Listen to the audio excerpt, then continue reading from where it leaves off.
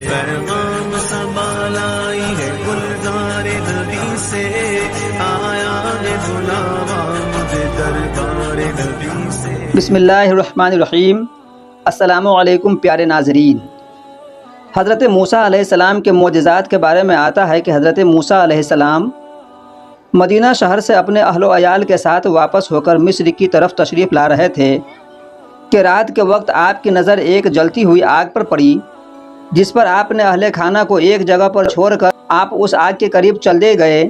جب قریب پہنچے تو اس وادی کے قریب سے ایک آواز سنائی گئی، جس پر حضرت موسیٰ علیہ السلام کافی پریشان ہوئے، جس پر اللہ تعالیٰ نے حضرت موسیٰ علیہ السلام پر وحی نازل فرما کر فرمایا، آپ پریشان نہ ہو، میں تیرا خالق و مالک ہوں، میں تجھے نبوت و رسالت سے نواز رہا ہوں، کیونکہ جس کو ہم اپنا رسول نبی بنا کر بھیجتے ہیں تو اس کو نشانیاں دے کر نوازتے ہیں۔ اب سوال یہ پیدا ہوتا ہے کہ اللہ تعالیٰ نے حضرت موسیٰ علیہ السلام کو کتنی روشن نشانیاں دی؟ تو اس کا جواب یہ ہے کہ اللہ تعالیٰ نے حضرت موسیٰ علیہ السلام کو 9 روشن نشانیاں دے کر فرعون کی طرف بھیجا۔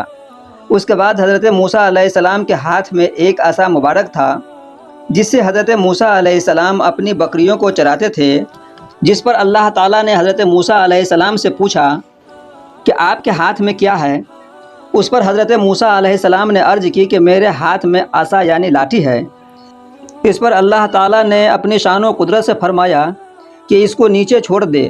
جب حضرت موسیٰ علیہ السلام نے اپنی لاٹھی کو زمین کی طرف چھوڑا تو وہ فوراً ایک خطرناک سانپ بن گیا، جس پر حضرت موسیٰ علیہ السلام خوف زدہ ہوئے۔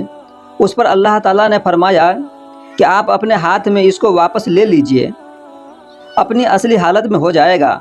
اس کے بعد اللہ تعالیٰ نے مزید حضرت موسیٰ علیہ السلام کو معجزات سے نوازا۔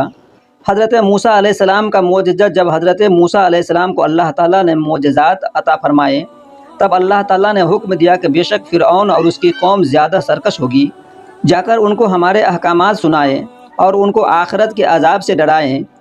جس پر حضرت موسیٰ علیہ السلام نے عرض کی، اے میرے پروردگار عالم، بے شک فرعون بڑا ظالم اور سرکش ہے، میری زبان میں لغزش ہے، لہٰذا میرے ساتھ میرے بھائی ہارون علیہ السلام کو نبی بنا کر بھیجے تاکہ ہم فرعون اور اس کے ماننے والوں کو دعوت دے سکیں۔ اس کے بعد حضرت موسیٰ علیہ السلام اور حضرت ہارون علیہ السلام دونوں فرعون اور اس کے ماننے والوں کو دعوت دینے لگے، جس پر فرعون نہ مانا اور حضرت موسیٰ علیہ السلام کو جادوگر کہہ کر چیلنج کرنے لگا، جس پر حضرت موسیٰ علیہ السلام نے فرمایا کہ مجھے قبول ہے۔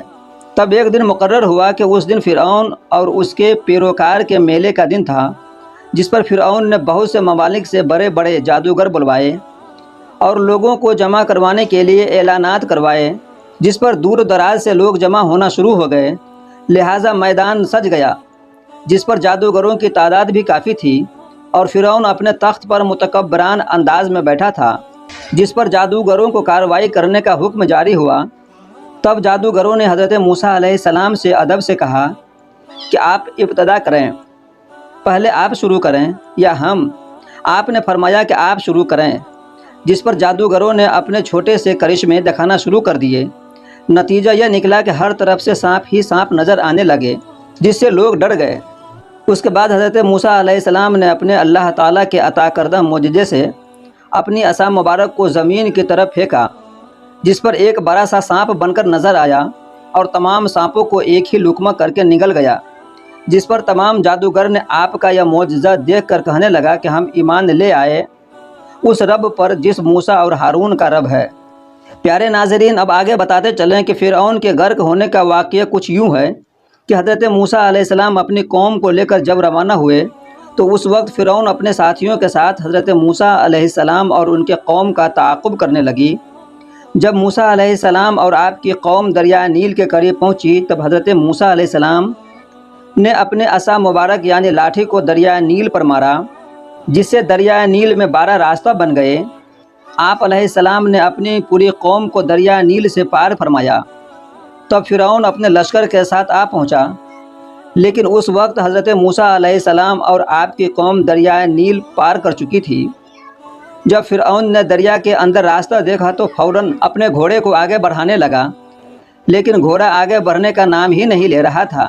تب اللہ تعالیٰ نے جبریل امین کو حکم فرمایا کہ فوراً جنت سے ایک گھوڑی لے کر فرعون کے گھوڑے کے سامنے لے جا تاکہ فرعون کا گھوڑا اس گھوڑی کو دیکھ کر آگے بڑھے۔ تب جبریل امین نے جنت سے ایک گھوڑی لے کر دریائے نیل کے پاس فرعون کے گھوڑے کے پاس لے کر آگے بڑھنے لگا۔ تب فرعون کا گھوڑا آگے بڑھنے لگا۔ جب فرعون اور اس کا لشکر دریا کے درمیان پہنچے تب اللہ تعالیٰ نے دریا کو جاری ہونے کا حکم فرمایا۔ اس طرح فرعون اور اس کے لشکر کو اللہ تعالیٰ نے تباہ و برباد کر دیا، اور فرعون کے لاش کو قیامت تک عبرت ناک بنا کر آج بھی وہ مصر کے عجائب گھر میں موجود ہے۔ یاد رہے کہ حضرت موسیٰ علیہ السلام پر جو قوم ایمان لائی اس قوم کو اللہ تعالیٰ نے بہت سی نعمتوں سے نوازا، حتیٰ کہ جب اس قوم کو بھوک لگتی تھی تب ان کے لیے جنت سے تیار شدہ کھانا آتا تھا، جس کو من سلوہ کہتے ہیں، جس کا ذکر اللہ تعالیٰ نے قرآن مجید میں بھی بیان فرمایا ہے۔ اور اس قوم یعنی حضرت موسیٰ علیہ السلام کی قوم کا نام بنی اسرائیل تھا۔